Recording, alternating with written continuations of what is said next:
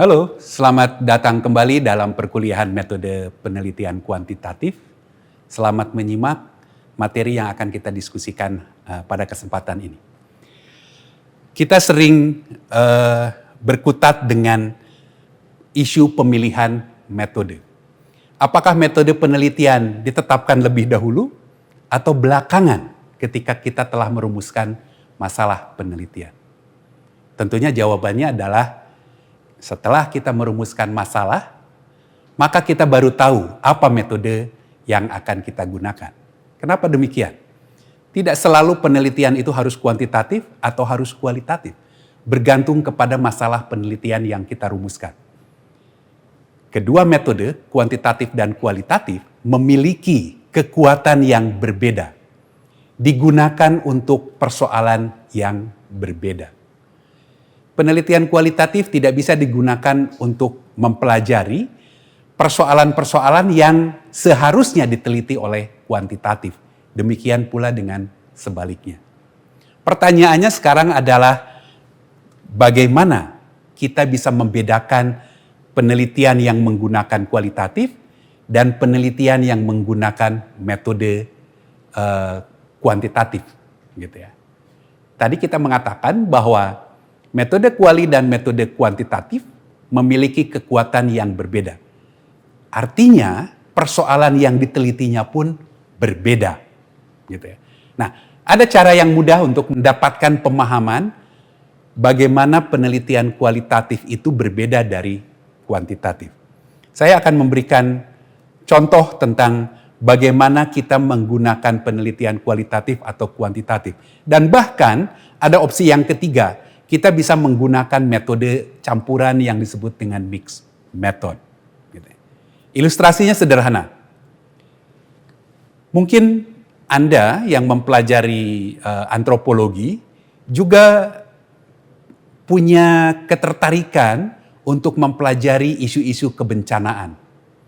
Bagaimana masyarakat yang berada di kawasan dengan potensi bencana yang tinggi, gitu ya, mampu mengembangkan masyarakat yang tangguh bencana, mampu mengembangkan dirinya untuk adaptif dan memiliki ketangguhan di dalam menghadapi bencana yang mungkin terjadi. Kita mengenal di dalam konsep atau literatur berbahasa Inggris dengan istilah yang disebut disaster resilient community. Bukan hanya antropologi, bisa kajian sosiologi, bisa juga kajian misalnya ilmu tentang kesejahteraan sosial. Nah, kalau kita ingin mengembangkan masyarakat yang tangguh bencana di sebuah tempat tertentu, bisa. Apa yang kita perlukan? Apa isu yang perlu kita pelajari dalam rangka mengembangkan masyarakat tangguh bencana tersebut? Mungkin kita tertarik bahwa kita harus mempelajari pengetahuan lokal, pengetahuan yang tradisional, yang dimiliki oleh masyarakat terkait dengan kebencanaan. Apa yang kita sebut dengan indigenous knowledge misalnya. Gitu ya. Peristiwa bencana tsunami di Aceh menyiratkan kepada kita bahwa ada kelompok-kelompok masyarakat yang memiliki pengetahuan yang indigenous, yang asli, yang diturunkan dari nenek moyangnya. Sehingga ketika tsunami itu terjadi, sangat minim jumlah korban yang terjadi pada komunitas atau masyarakat desa tersebut. Berbeda dengan tempat yang lainnya. Nah, kalau kita ingin mengembangkan masyarakat tangguh bencana, mungkin kita akan mempelajari, perlu mengetahui sistem pengetahuan lokal yang dimiliki oleh masyarakat. Sejauh mana mereka memiliki pengetahuan terkait kebencanaan tersebut. Pertanyaannya sekarang, kalau kita ingin mempelajari sistem pengetahuan tradisional suatu masyarakat, apa unit analisisnya? Apa unit analisis dari kelompok masyarakat yang kita pelajari? Kalau kita bicara unit analisis itu berbicara tentang apa atau siapa yang dipelajari. Siapa yang menjadi peneliti? Kira-kira begitu ya. Nah, terhadap atau terkait dengan isu sistem pengetahuan lokal pada masyarakat, kita bicara ini, kelompok masyarakat itu.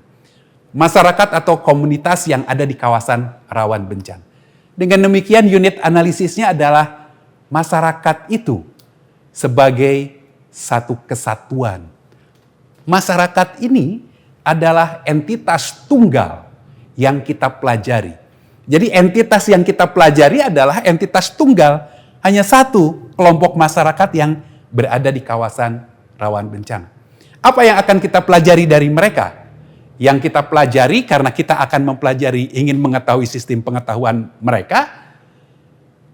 Yang dipelajari adalah ini.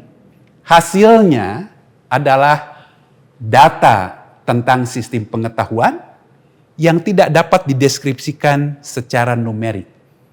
Jadi penelitian ini akan menghasilkan deskripsi data yang bersifat non-numerik. Gitu ya. Ini satu penelitian terkait dengan upaya kita mengembangkan masyarakat tangguh bencana. Isu yang lain adalah kalau kita ingin mengembangkan masyarakat tangguh bencana, tentunya kita memerlukan pengetahuan tentang misalnya bagaimana kesadaran warga tentang potensi bencana. Ini masyarakat sebagai satu kesatuan. Pertanyaannya adalah bagaimana dengan warga ini? Apakah mereka memiliki kesadaran bahwa mereka tinggal di daerah rawan bencana? Ini perlu kita pelajari, gitu ya. Ini perlu kita pelajari. Pertanyaannya bagaimana cara mempelajarinya? Apa atau siapa yang menjadi unit analisis? Berbeda dengan penelitian yang sebelah kiri tentang sistem pengetahuan masyarakat, yang unit analisisnya adalah keseluruhan dari mereka sebagai sebuah entitas tunggal. Dalam penelitian tentang kesadaran warga, yang diteliti adalah warga. Mana yang disebut warga? Warga adalah ini, yang dilingkari dengan kuning ini. Mereka bisa individu, bisa kelompok individu seperti keluarga. Jadi yang menjadi unit analisisnya bukan lagi keseluruhan mereka sebagai sebuah entitas tunggal. Tapi keluarga-keluarga itu yang entitasnya jamak, multi-entities. Nah, dari penelitian atau pengumpulan data terhadap seluruh populasi, elemen populasi, keluarga-keluarga yang berada di kawasan bencana, kita bisa memperoleh data yang bersifat numerik. Data yang dihasilkan dapat kita deskripsikan secara numerik. Nah, kita bisa sekarang melihat dari kedua pola penelitian ini. Gitu ya. Penelitian yang sebelah kiri, yang dicirikan dengan unit analisis yang tunggal, yang deskripsi datanya adalah non-numerik, unit analisisnya keseluruhan masyarakat sebagai entitas tunggal, metode tersebut akan menggunakan metode penelitian kualitatif, gitu ya. Metode kualitatif, deskripsi datanya pasti non-numerik. Tapi yang sebelah kanan, entitasnya jamak. Karena entitasnya jamak, maka kita bisa membuat deskripsi yang bersifat numerik. Contoh misalnya, seperti apa sih deskripsi numerik? Kalau berbicara tentang kesadaran warga yang ada di wilayah ini, kita bisa mengatakan misalnya 75% dari keluarga yang tinggal di kawasan rawan bencana tidak menyadari bahwa terdapat potensi bencana yang tinggi di wilayah tersebut. Itulah bentuk atau contoh dari deskripsi numerik. Berbeda dengan sistem pengetahuan tadi. Misalnya kalau di sebelah kiri, tadi saya contohkan terkait dengan tsunami di kawasan Aceh, ataupun di Simele misalnya tempatnya, mereka memiliki pengetahuan tradisional yang diturunkan dari generasi ke generasi tentang gejala yang terkait dengan tsunami. Mereka mengetahui kalau terjadi surut di lautan, terlihat ikan yang menggelepar, itu bukan sesuatu yang mungkin menguntungkan mereka, tapi mengancam. Dari mana mereka tahu? Dari leluhur mereka. Itulah sistem pengetahuan yang dimiliki oleh kolektif masyarakat. Nah, kita bisa melihat dua pola yang berbeda di dalam penelitian. Yang sebelah kiri kita sebut dengan metode kualitatif metodenya, yang sebelah kanan adalah kuantitatif, gitu ya. Sesimpel itu cara membedakannya. Kita tidak perlu berdebat dengan pandangan-pandangan filosofis positivistik, non-positivistik, naturalistik. Yang penting adalah apa yang ingin kita pelajari? Apakah kita ingin mempelajari persoalan seperti yang di sebelah kiri atau persoalan yang sebelah kanan? Analogikan terhadap bidang-bidang masing-masing. Dalam antropologi, contohnya seperti ini. Antropologi sering menggunakan pendekatan kualitatif. Ya, ketika melihat masyarakat as a single entity. Tetapi di dalam antropologi pun kita bisa mempelajari persoalan seperti ini. Gitu. Dan tentunya harus menggunakan kuantitatif. Suka atau tidak suka, ini bukan masalah preferensi, tapi masalah ketepatan metode dalam mempelajari persoalan penelitian. Sekarang bagaimana kalau penelitian untuk pengembangan masyarakat ini, kita perlu melakukan kajian tentang sistem pengetahuan, sekaligus juga tentang kesadaran warga. Kedua tipe informasi ini diperlukan oleh penelitian kita. Maka kita harus menggunakan meneliti sistem pengetahuan dengan metode kualitatifnya, mengkaji kesadaran warga karena entitasnya jamak, maka kita menggunakan kuantitatif. Kalau dua-duanya diperlukan, ya lakukan penelitian kualitatif dan kuantitatif. Itulah yang disebut dengan mixed method, metode campuran. Mixed method itu bukan mencampurkan seperti air dan minyak, karena tidak akan pernah bercampur. Tapi menggunakan keduanya secara kombinatif, secara saling mendukung, saling mengisi kelemahan yang tidak bisa yang dimiliki oleh metode yang lain.